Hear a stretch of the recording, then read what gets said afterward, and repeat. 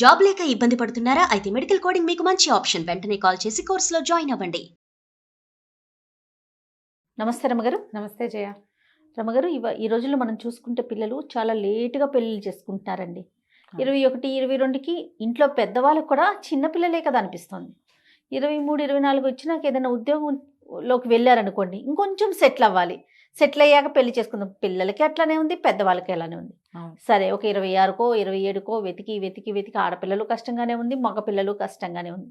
పెళ్లి చేసుకున్నారు. వెంటనే చిన్న చిన్న కారణాలకు అడ్జస్ట్మెంట్ లేక విడిపోవటం, కొట్లాడుకుని అటువైపు ఇష్యూసే ఇటువైపు ఇష్యూసే అయిపోతుంది. అసలు తెగ తెంపులు చేసేసుకుంటున్నారు. పట్టుమని 10 రోజులు కూడా ఉండకుండానే డివోర్స్కి వెళ్ళిపోతున్నారండి కదా రమ్మగారు.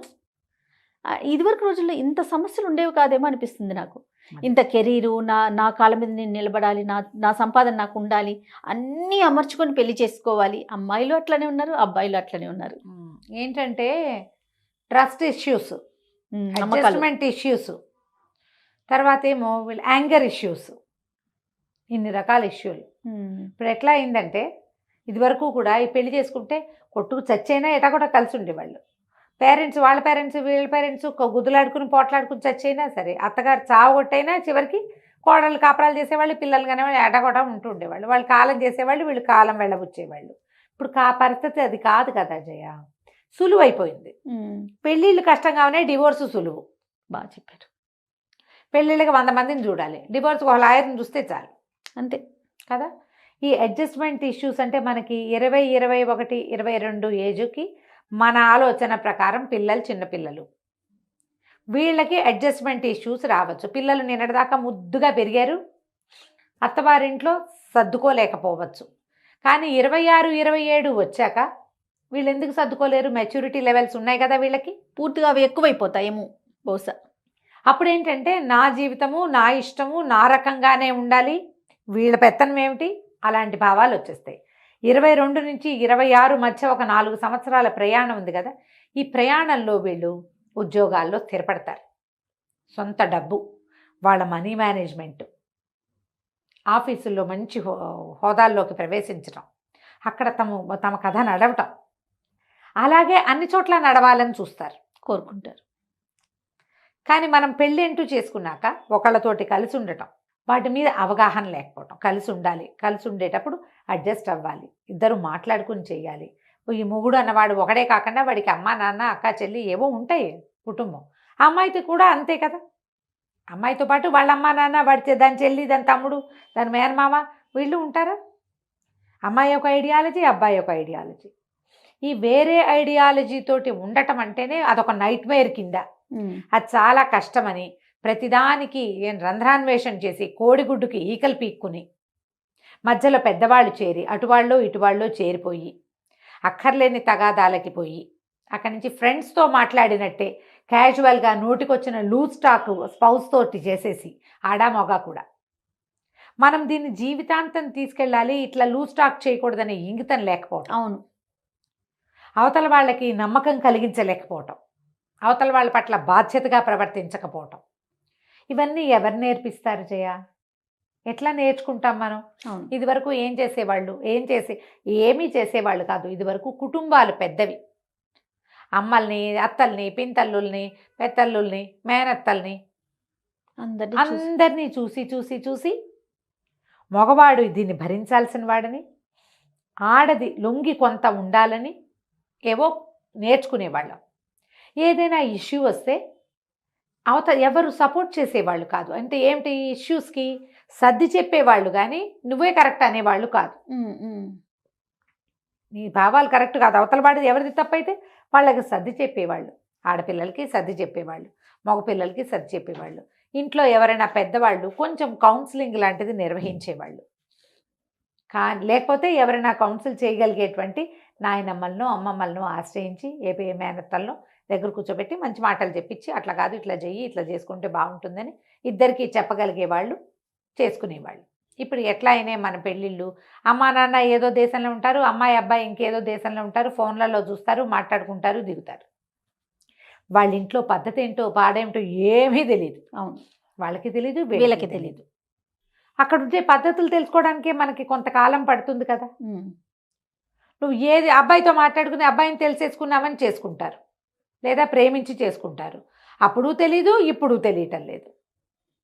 తెలిసినప్పుడు మన పద్ధతులు మనకి ఎట్లా ఉన్నాయో వాళ్ళ పద్ధతులు వాళ్ళకి అట్లా ఉంటాయి. అంత కాకపోతే కొంత చేద్దాము, మన పద్ధతి కొంత వాళ్ళ పద్ధతి కొంత చేద్దాం అని ఇలాంటి భావాలతో వెళ్ళటల్లా. నేను నా పద్ధతి అంతే, ఇలాంటి భావాలతోటే ఉంటున్నారు. ఇందులో అబద్ధాలు, పూర్వగాథలు, వేరే వాళ్ళ అనవసరమైన ఇన్వాల్వ్మెంట్, చిన్న చిన్న విషయాల్ని చాలా పెద్దవి చేసేసుకోవటము, అపరిమితమైన వాంటింగ్స్, ఎలాగో ఉండాలి ఇలా కాదు.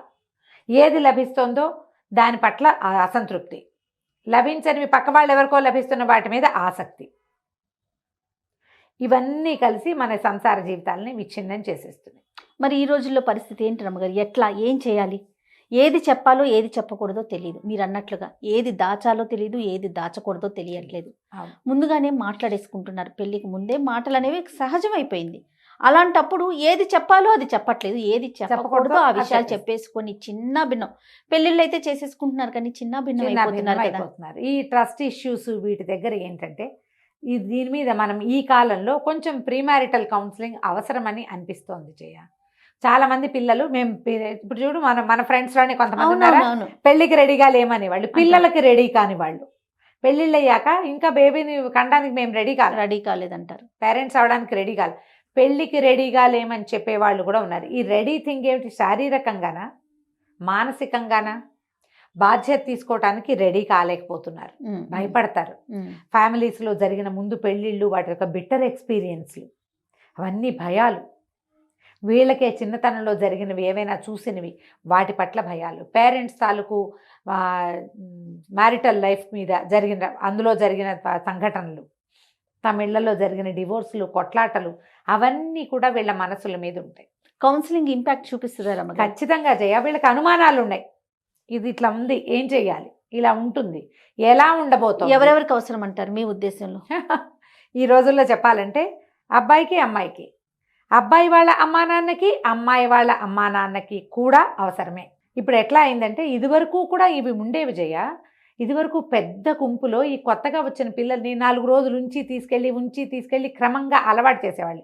ఇప్పుడు అట్లా ఏం లేదు, పెళ్ళి అవ్వడం, వీళ్ళు వచ్చి ఇక్కడ పడిపోవడమే పటాలం, అక్కడి నుంచి కొట్లాటలు, లేదా వాళ్ళిద్దరే ఉండటం. ఏమవుతుందంటే ఈ పేరెంట్స్ ఉన్నారు కదా, ఇటు పేరెంట్స్ అటు పేరెంట్స్ పిల్లల్ని గైడ్ చేసేందుకు సామర్థ్యం లేక చెడగొట్టేసుకుంటున్నారు.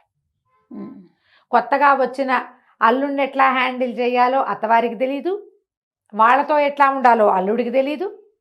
కోడల్ని హ్యాండిల్ చేయకుండా పిల్లాడికి పెళ్లి చేస్తారు, 10 లక్షలు ఖర్చు పెడుతున్నారు, కోట్లు ఖర్చు పెట్టే వాళ్ళు కూడా ఉన్నారు. ఏదైనా ఇష్యూస్ వస్తే మా అమ్మాయి కరెక్ట్ అనుకుంటారు ఎంతసేపు, లేదా మా అబ్బాయి కరెక్ట్ అనుకుంటారు.